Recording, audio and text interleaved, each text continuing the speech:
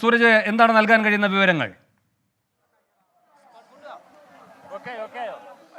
വേണു, എന്തായാലും പ്രധാനമന്ത്രി ഇപ്പോൾ ഈ വേദിയിലേക്ക് എത്തിയിരിക്കുന്നു. അദ്ദേഹത്തോടൊപ്പം തന്നെ ഈ നേരത്തെ പറഞ്ഞതുപോലെ തന്നെ വനിതകളുടെ പരിപാടിയാണ്. അതുകൊണ്ട് തന്നെ വേറെ നേതാക്കൾ ആരും തന്നെ ഇല്ല. സംസ്ഥാന പ്രസിഡന്റ് കെ സുരേന്ദ്രൻ, അതുപോലെ തന്നെ ബി ജെ പിയുടെ സ്ഥാനാർത്ഥിയായി പരിഗണിക്കുന്ന സുരേഷ് ഗോപിയും മാത്രമാണ് ഈ വേദിയിലേക്ക് എത്തുന്നത്. വലിയ ഒരു ജനക്കൂട്ടത്തെ നമുക്ക് കാണാൻ കഴിയും. കാരണം 2 ലക്ഷത്തിലധികം വനിതകൾ ഈ പരിപാടിയിൽ പങ്കെടുക്കും എന്നാണ് പറഞ്ഞിരുന്നതെങ്കിൽ പോലും അതിലേറെ ആളുകൾ ഈ പരിപാടിയിൽ പങ്കെടുക്കുന്ന കാഴ്ചയാണ് നമുക്ക് കാണാൻ കഴിയുന്നത്. കാരണം ഈ റോഡിന് ഇരുവശവും എല്ലാം കാത്തുനിന്ന ആളുകളടക്കം ഇപ്പോൾ ഈ തേക്കിൻകാട് മൈതാനിയിലേക്ക് നീങ്ങിയിരിക്കുകയാണ്. ദൃശ്യങ്ങളിൽ കാണുന്നത് പോലെ വേദിയിലെത്തിയ സുരേഷ് ഗോപി ഓരോരുത്തരെയും അഭിവാദ്യം ചെയ്യുന്നതെല്ലാം നമുക്ക് കാണാം. PT ഉഷയുമായും അതുപോലെ തന്നെ ശോഭനയുമായും എല്ലാം ഈ ഹസ്തദാനം നൽകുന്നുണ്ട്. എന്തായാലും സംസ്ഥാന പ്രസിഡന്റ്, പ്രധാനമന്ത്രി നരേന്ദ്രമോദി, ഒപ്പം സുരേഷ് ഗോപി എന്നിവരാണ് വേദിയിലുള്ളത്. അധികം നേതാക്കളെ വേദിയിൽ പ്രവേശിപ്പിക്കില്ലെന്ന് നേരത്തെ തന്നെ തീരുമാനിച്ചതാണ്. കാരണം ഇത് വനിതകൾക്ക് വേണ്ടിയുള്ള പരിപാടിയാണ്. അവരുടെ വേദിയിൽ അവർ സംസാരിക്കട്ടെ എന്നൊരു നിലപാട് തന്നെയായിരുന്നു നേതൃത്വം മുന്നോട്ട് വെച്ചത്.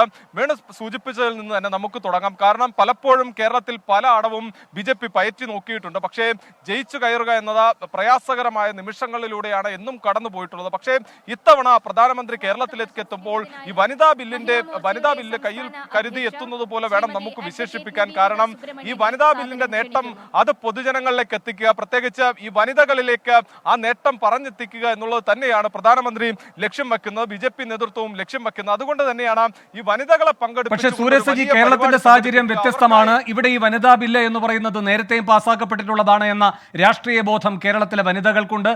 കൂടാതെ BJP ഇപ്പോൾ ഇത് കൊട്ടിഘോഷിച്ച് അവതരിപ്പിക്കുമ്പോഴും അതിപ്പോഴും പ്രാബല്യത്തിലാകില്ല. അടുത്ത ലോക്സഭാ തെരഞ്ഞെടുപ്പിലും പ്രാബല്യത്തിലാകില്ല. മണ്ഡല പുനർനിർണയം അടക്കമുള്ള ഒരുപാട് കാര്യങ്ങൾ ബാക്കിയുണ്ട്. അതിലിപ്പോഴും നീട്ടിയുള്ള ഉത്തരവാണ് സർക്കാർ ഇറക്കിയിരിക്കുന്നത്. ഇതൊക്കെ നല്ല രാഷ്ട്രീയ ബോധ്യമുള്ള വനിതകളെ തന്നെയല്ലേ പ്രധാനമന്ത്രി തേക്കിൻകാടും കാണാൻ പോകുന്നത്?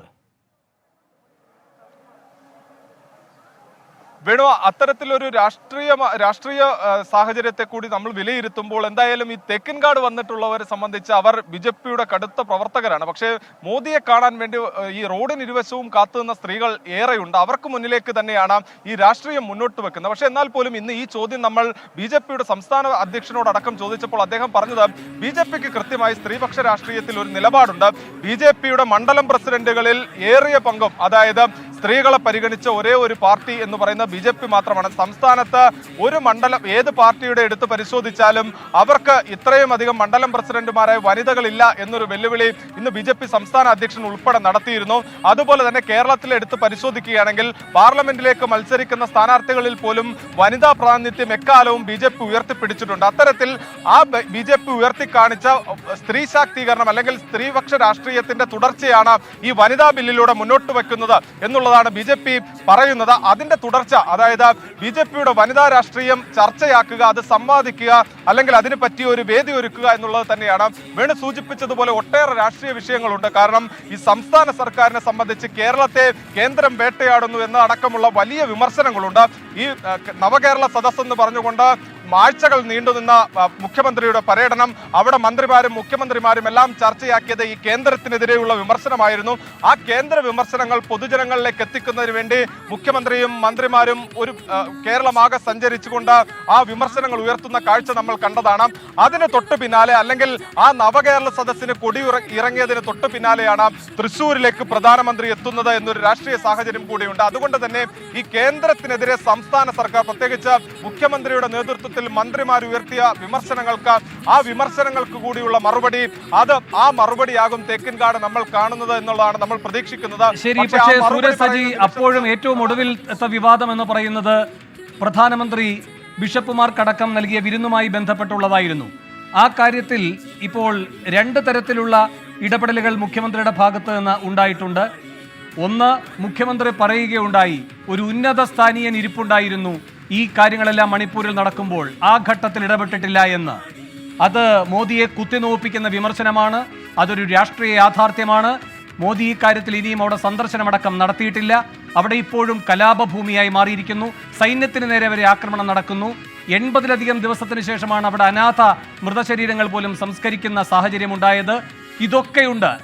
ഇതിന് മറുപടി തൃശ്ശൂരിൽ പ്രധാനമന്ത്രി നൽകാൻ തയ്യാറാകുമോ? അതുകൂടാതെ മുഖ്യമന്ത്രി ഒരു വിരുന്നുകൂടെ തിരുവനന്തപുരത്ത് സംഘടിപ്പിച്ചിരിക്കുന്ന ദിവസമാണ്.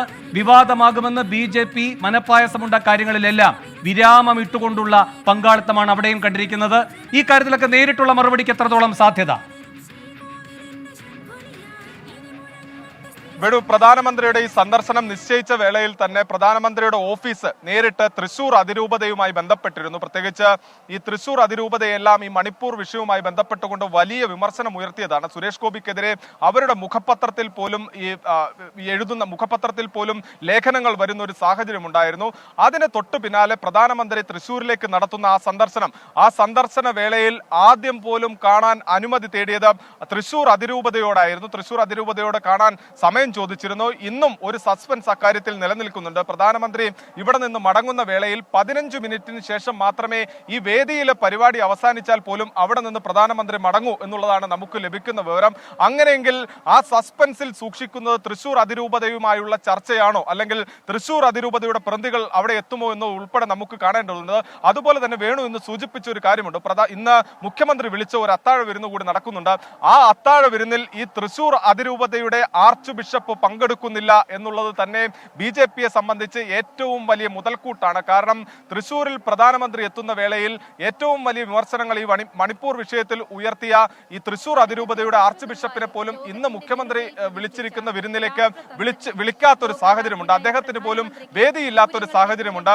ആ സാഹചര്യത്തിലാണ് പ്രധാനമന്ത്രി തൃശൂരിലേക്ക് എത്തുന്നത്. അതുകൊണ്ട് തന്നെ ഈ മണിപ്പൂർ വിഷയത്തിലടക്കം ഈ ക്രൈസ്തവ സഭകളെ ഒപ്പം നിർത്തുന്ന, അല്ലെങ്കിൽ ക്രൈസ്തവ സഭകളെ അനുനയിപ്പിക്കുന്ന ഒരു നിലപാട് അല്ലെങ്കിൽ ഒരു പ്രസ്താവന അത് പ്രധാനമന്ത്രിയുടെ ഭാഗത്തു നിന്നുണ്ടാവും. എന്തായാലും ഈ വേദിയിൽ സംസാരിക്കുന്ന സുരേഷ് ഗോപി അടക്കമുള്ളവർ ആ വിഷയത്തിൽ കൃത്യമായ ഒരു നിലപാട് പറയും. കാരണം ഈ സുരേഷ് ഗോപി അടക്കം അദ്ദേഹം നേരത്തെ നടത്തിയ മണിപ്പൂർ വിഷയത്തിലെ പ്രസ്താവനയ്ക്കെതിരെ വലിയ വിമർശനങ്ങൾ ഉയർന്ന സമയത്ത് അദ്ദേഹം പറഞ്ഞത് മണിപ്പൂരിൽ പാർട്ടി ചെയ്യേണ്ടതെല്ലാം ചെയ്തിട്ടുണ്ട് എന്ന് അവർ ഒറ്റവാക്കിൽ അന്ന് സുരേഷ് ഗോപി മറുപടി പറഞ്ഞുവെങ്കിൽ പോലും ഇന്ന് ഈ ക്രൈസ്തവ ജനതയെ അനുനയിപ്പിക്കേണ്ടത് തൃശൂർ മണ്ഡലത്തിൽ പ്രത്യേകിച്ച് BJPക്ക് അത് ഏറ്റവും അടിയന്തരമായി ചെയ്യേണ്ട കാര്യമാണ്. കാരണം വലിയ ഒരു വോട്ട്, അതായത് ഒരു 2 ലക്ഷത്തോളം വരുന്ന വോട്ടർമാർ ഈ പറഞ്ഞ തൃശൂർ അതിരൂപതയ്ക്ക് കീഴിൽ തന്നെയുണ്ട്. അത്തരത്തിൽ ക്രൈസ്തവ മേഖലയ്ക്ക് വലിയ സ്വാധീനമുള്ള ഇടം, അവിടെ ഈ മണിപ്പൂർ വിഷയം ചർച്ചയായി നിൽക്കുന്ന ഒരു സാഹചര്യം, അവരെ അനുനയിപ്പിക്കാതെ അല്ലെങ്കിൽ അവരെ അഡ്രസ് ചെയ്യാതെ ഈ പൊതുസമ്മേളനത്തിന് മുന്നിൽ പ്രധാനമന്ത്രിക്ക് ഒന്നും അല്ലെങ്കിൽ എന്തൊക്കെ സംസാരിച്ചാലും അവരെ അഡ്രസ് ചെയ്യാതെ മുന്നോട്ട് പോകാൻ കഴിയാത്ത ഒരു സാഹചര്യമുണ്ട്. എന്തായാലും അത്തരത്തിൽ ഒരു അനുനയ നീക്കത്തിനുള്ള ഒരു പ്രസ്താവന കൂടി അല്ലെങ്കിൽ ഒരു പ്രതികരണം കൂടി നമ്മൾ ഇന്ന് പ്രതീക്ഷിക്കുന്നുണ്ട്. വേണു.